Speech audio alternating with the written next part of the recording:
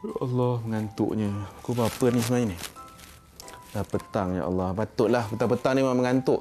Tuan-tuan dan puan-puan, tahukah anda ada dua waktu yang kita tidak digalakkan untuk tidur? Yang pertama adalah selepas asar. Yang kedua adalah selepas subuh. Sebab tu kalau ada orang yang tidur selepas asar dan selepas subuh, badan akan letih, akan lemah dan juga sensitif emosinya.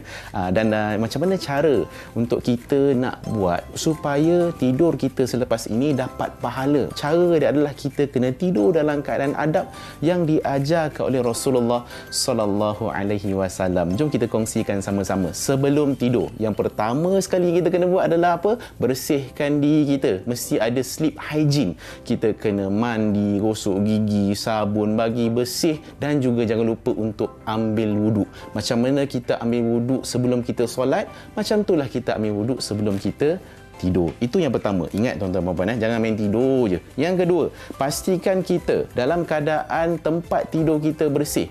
Kita disunatkan untuk melibaskan kain di atas tempat tidur kita. Dekat katil kita tu dengan bacaan bismillah. Bukan sekadar untuk membersihkan benda yang kita nampak, iaitu habuk dan sebagainya, untuk membersihkan benda-benda yang kita tak nampak juga. Itu yang kedua. Yang ketiga, baring tidur tu dalam keadaan jangan meniarap. Maka ini adalah cara tidur yang dibenci oleh Rasulullah sallallahu alaihi wasallam. Maka tidur baringlah dalam keadaan kita baring menghadap kiblat, dalam keadaan kita iringkan badan kita di sisi kanan dan juga kita letakkan tapak tangan kita di tepi muka kita. Itu yang terbaik. Dan juga dalam kita nak sebelum tidur ni, jangan lupa untuk baca doa. Ustaz, nak kena baca doa apa ni Ustaz? Pendek je doa ni. Tuan-tuan, jom kita hafal sama-sama doa ni. Ikut saya sama-sama.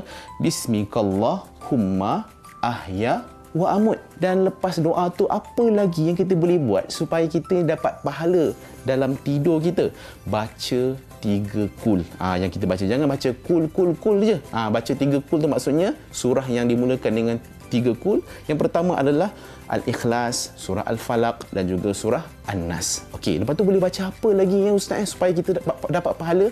Baca Ayatul Kursi. Kalau tak hafal macam mana? Tengok je handphone. Kan? Supaya kita lama-lama boleh hafal Ayatul Kursi untuk memelihara dan menjaga kita sepanjang kita tidur sampailah kita bangun keesokan paginya. Dan seterusnya, apa lagi kita boleh buat sebelum kita tidur? Kita hisap diri kita. Maksudnya kita tengok hari ni apa salah yang aku buat. Kan? Apa benda yang aku buat dalam kehidupan aku. Hisap diri, evaluasi diri dan juga jangan simpan dendam dalam hati. Maafkan orang sebab itu adalah ciri ahli syurga. Kalau nak tidur, mereka memaafkan orang-orang yang menyakiti hati dia. Dan kalau kita dah bangun tidur, apakah doa dia? Yang kita boleh bacakan yang Nabi ajar, senang saja tuan-tuan dan puan-puan.